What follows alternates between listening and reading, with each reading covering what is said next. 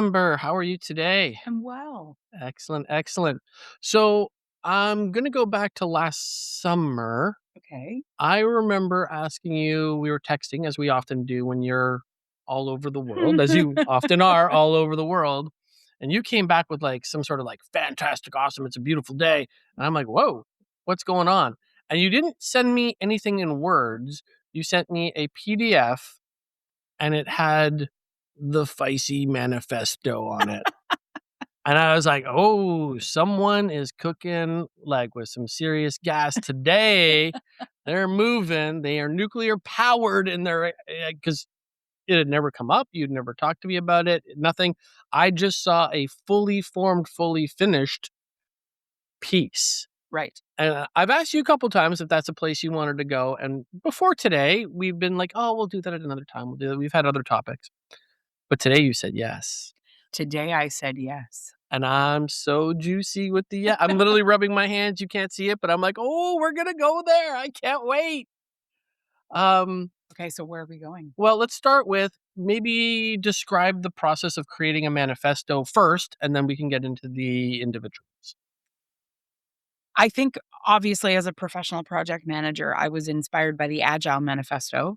I always have been, I have to say. And for those who are familiar with the Agile Manifesto, there are 12 kind of tenets to this. And what I love about a manifesto is its clarity. And I think the professional in me loves that it becomes like the rubric whereby which you can use to measure or stress test what you're doing. So the Agile Manifesto gives these 12 kind of points, and each one of these points seem to be not overly complex. Yet when you are working on a project and you are wanting to remain very, and I use the term agile. Of course, you want to remain agile, but what you really want to remain is able to shift and change very quickly. And so it really is like a change tolerance practice to be an agile project manager and to use agility practices. So the manifesto is this great thing that you can just look to and go, okay, are we doing any of those? Are we not doing any of those? And if you are, then you go, oh, we need to adjust. So I love the clarity that a manifesto can bring. However, never really occurred to me that I wanted to create my own manifesto. I've actually had far more interest in writing my own book and in creating my own courses and in creating my own sort of training and leadership programs. And I've always sort of felt like, well, that's what I'll do. I don't need a manifesto. But I will tell you that when I started to think about how to create something that would be of value to help others, I kept coming back to why. Why now? What about me feels passionately led to do this now? And I'm a course writer. I do write courses not just for myself, but I write them for others. I write them for institutions and for universities. And so I am always doing it with somebody else's rubric. And I think honestly for me, the Feisty Manifesto was like, well, damn, Amber, where's your rubric? And so that's where it came from. It was me asking myself the question, okay, like, what do I mean when I say I'm the Feisty project manager? What does feisty mean? And it's interesting because I initially thought, oh, maybe feisty is an acronym because that seems really popular. And then as I tried to acronize it, I don't even know if that's a word, but I just used it. I felt like it wasn't going to give me enough room. So I threw that away for a season, decided not to think about feisty as an acronym, and then went to this, okay, well, if I was going to write my own manifesto, my own rubric for why I say I am feisty and what that means to me, what would those things be? And honestly, these 10 things came to me. And they came to me because I was able to recognize these are the choices that I have had to make, not all at once, but I have had to make these choices over the last, well, definitely 30 plus years of my career but I have had to make them strategically in the last over a decade of my career and life in order for me to actually present and have the confidence that I have today in the professional world. And I say confidence, I know I exude a level of confidence, but I still have great struggle with fear, and I have anxiety around the unknown. And even as a change manager, I I mean, I'm human, but this kind of list of things that I came up with made me feel like like I might be on to something as a human about where I have been and where I am now. So, where have you been and where are you now? Because that's, I mean, like, we've been friends over 15 years. Um, and certainly if I were, I come back to line principles is one of my huge pieces. What I'm hearing you say here is I aligned my principles to make sure that they worked. Right. So, did you have one you wanted to talk about? Did you want to talk about all of them? Let's start at the beginning, shall we? Okay, so what's the first? Or maybe we don't start at the beginning. Maybe this is a series. I don't know. I mean, Sure. I have 10 points to my manifesto. They certainly could warrant a conversation around each. What I do want to make clear though also is like what is feisty and where does that come from? Okay. And I think um You and I have had conversations about what feisty is because I have defined feisty at various occasions. You went, "That's not feisty," and there's nothing wrong with that. But it just means that if I see feisty differently, then some of our listeners probably see feisty differently. So, what's your feisty? well, okay, first of all, what's the story? The story of feisty is it was the name I gave to my first spice mix that I blended and started to sell to my cooking school customers. So if people say, "Well, what is feisty?" That's where it came from. Yeah. And for those of you who wonder about spice blends and where that came from, I was inspired by a famous New Orleans chef, Emeril Lagasse. And Emeril Lagasse had this spice in like the 90s, and he used it all the time. And he would do this bam, and he would say it out loud as he was like throwing his spice down on whatever he was making. And I was inspired by that because remember, I started out in the world of food. And so when I thought about making my first spice blend, my students really wanted a spice blend because I make my own. I always made my own. I blended my own spices and then cooked with them. I never thought about commercializing or starting to have this spice mix because I don't know, I was teaching people how to cook. I wasn't teaching them how to make their own spice blends. And then I was like, "Well, here's my recipe. Make your own." But nobody did. And they just kept asking me, "Well, could you just make it for me and I'll buy it from you?" So that's the origin story of Feisty. The official title of the seasoning was Feisty Seasoning, and I based or modeled it off of Emeril Lagasse's seasoning that he kind of was making popular at the time. So that's where the word feisty came from.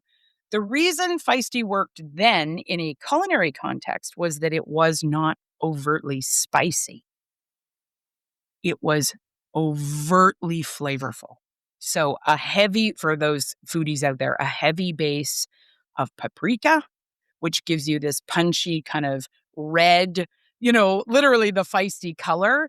But paprika, especially not a Hungarian specifically paprika, so I just use like a basic paprika. It's not necessarily about spice and heat. It's about sort of deep flavor.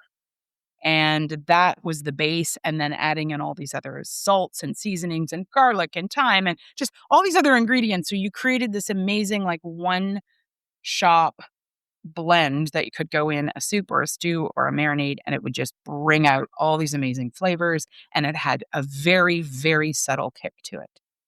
So that's my definition of feisty. But in the world of words, feisty often is described as spicy or as spicy for the sake of being spicy. Mhm. And that's not what I mean. I don't mean loud. I don't mean feisty as an aggressive word. And I certainly don't mean for feisty to be a word that brings about difficulty just for the sake of being difficult. So this is not about you say something and I'm like, oh, yeah. That's not what I mean by feisty. What I actually mean is grounded courage. I believe it is feisty as hell when you harness your fear of the unknown in a grounded sense of self-worth.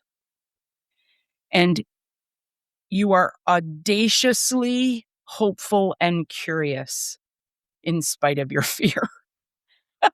I believe that's what it means to be feisty.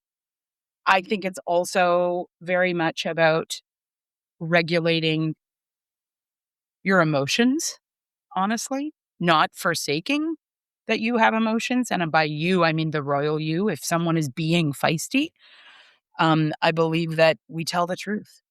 And sometimes the truth is blunt force.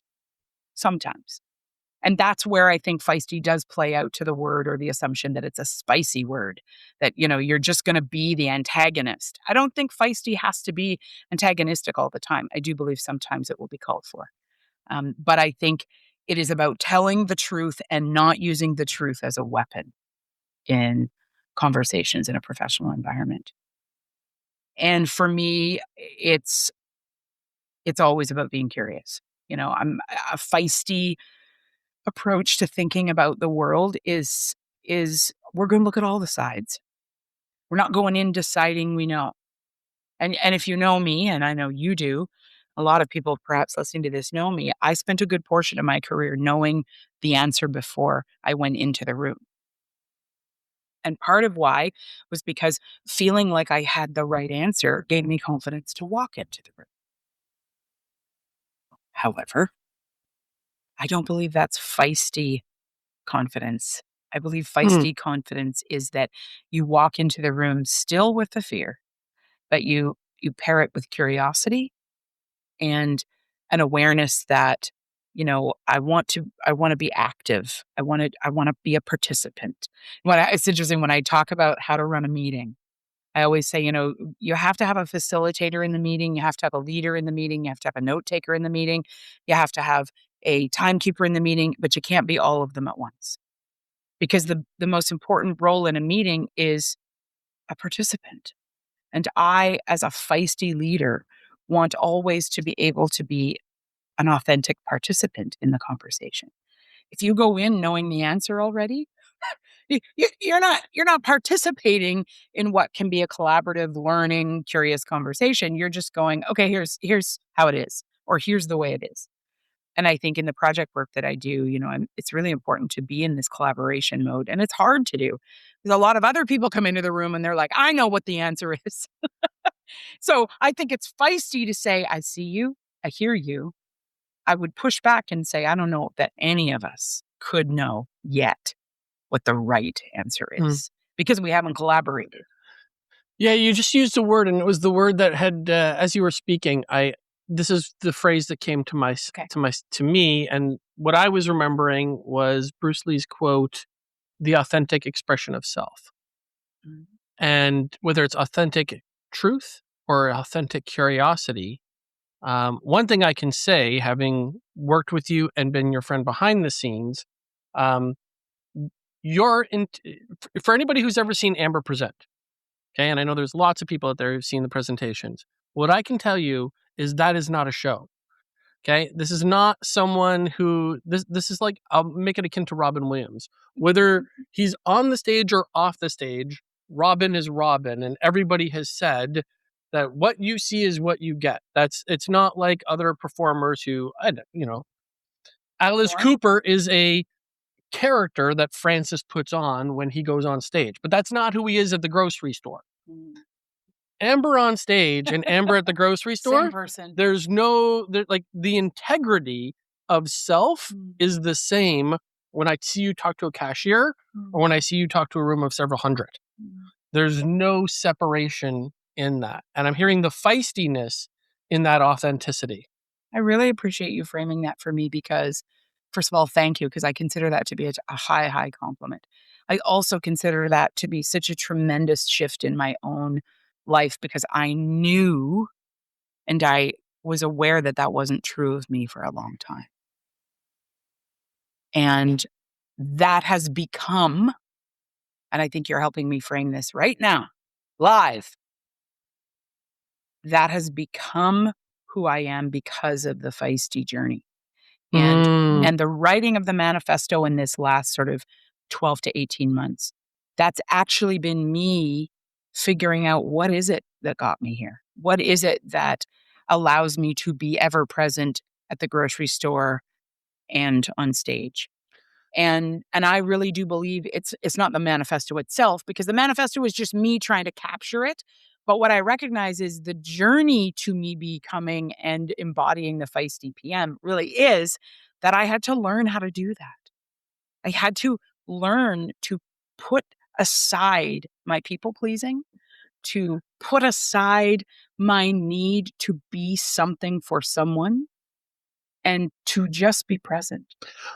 So as someone who's watched you present through this whole journey, here's what I can say about 15 years ago. I don't think you were ever not authentic. Hmm. I think you were authentic with one hand tied behind your back. Yes, I absolutely was. And it's interesting because that hand tied behind my back was gender related as well. And of course, I have spoken quite a bit about my belief about gender. I, as a female born professional, I have faced gender scrutiny my entire career. I am facing less of it today than I ever have, but I still face it today. At the same time, the world has moved to a different place. So people my age, and the irony is, I think people my age and our age are probably always going to see gender this way. But people much younger than me are not going to have the same life experience because somehow the world did shift. And this talks a little bit about, we've talked about bias before, and this is the bias we carry. My bias is I'm female and I feel marginalized for that, and I feel like I'll always see that. And I don't know that that has to be the reality in the future to the same extent that it has been for my past. But part of why my hand was tied behind my back was I was working in an environment and an organizational world that very much tied the hands of females behind their back. Now, the irony is we always did and still continue to do better work than most of our male counterparts, and we only had one hand. However, I didn't see all of those things then the same way that I can see it now. You were there for a part of that Oh, absolutely. and could bear witness to some of that. Uh, I would never say there was anything inauthentic in any of those early presentations. What I would say is it's amber with omission, Hmm. because I would hear you talk and I would know that every word that you're saying is what you'd say if we were at the dinner table, just you and I. But I also know that there would be an and that and had no permission to be on that stage. And there was a moment in your world, and a moment that you, to a degree, gratefully shared with me. And after that moment, I'm going to call it the emerging. I saw the hand was untied, the omissions stopped, and I can recall, and again, I wasn't in the room, but I remember you coming back from a presentation. You're like, I was going to go present this. And Yes. you did not like what I thought you were presenting when you left, and when you came back and said, well, remember that thing we were going to do? Yeah, I threw it all out and I went here. uh to me, that is the crescendo birth of Feisty 2.0, You're this right. generation. Well, and interestingly enough, and I'm going to do a shout out here. The shout out for that moment in my professional career goes to a chapter of PMI. And it is the PMI chapter in Northern Utah. Shout out to these amazing people, an amazing organization. They were the ones who, unbeknownst to them as a collective, had invited me to a stage, actually to two stages, because I went to Northern Utah. And by Northern Utah, it's actually Utah.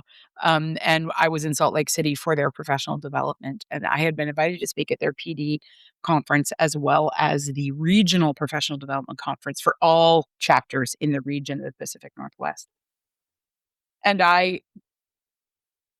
they didn't know, neither did I, that the planet, the world, the globe, whatever going on in the cosmos was conspiring to create an environment where I just felt so strongly that I could not show up in that room and perform. And I could not show up in that room and people please. I could not show up in that room and just perform the talk that I had prepared to give. And I don't know why I thought I had the right even to do it. So I also apologize to that beautiful team of chapter leaders at the time because, of course, I kind of hoodwinked them and that I used the stage to share a very different message. But I did. I remember sitting in YYJ, which is the local airport, and I remember sitting waiting for my plane, and the tears just started to roll out of me. And I was like, why am I crying? And I'm by myself. What is going on? And it was just this very clear, I cannot get on that stage and give this talk if I don't go there, if I don't get real, if I don't share, which I didn't articulate it at the time that it was the Feisty journey. But now I look back and go, you're right. And as my friend and as a colleague, you saw a transformation after I came back from that trip. What happened at that trip is I rewrote my talk on the plane. I flew into Salt Lake City. I got up the next day and I got on that stage. And since I'm going to get emotional, since that time, I have never gotten on a stage since and performed in any of the ways that I used to. I have never done it. And I'm so grateful for that stage. And what I did in that room was I just got so transparent. And I had all of that in me before. But you know what I thought you know what I realized I thought the barrier was? Hear me when I say this. I thought the barrier to that level of transparency was my professionalism itself. Turns out that is such a popular misconception. It is and was and always will be my professionalism that begs for that level of transparency and authenticity. And that day, that stage transformed me, and I've never looked back. And that was many, many years ago. I'm trying to do the math. That would have been 6 or 7 years ago, at least right now, maybe 8. And I apologize, I haven't done the math. This is the benefit of these podcasts is Martin always springs these questions on me. And even though we sort of thought we'd talk about the Feisty Manifesto, I don't really have anything planned. I don't know where I'm going. But yeah, it was, we'll say 7 years ago.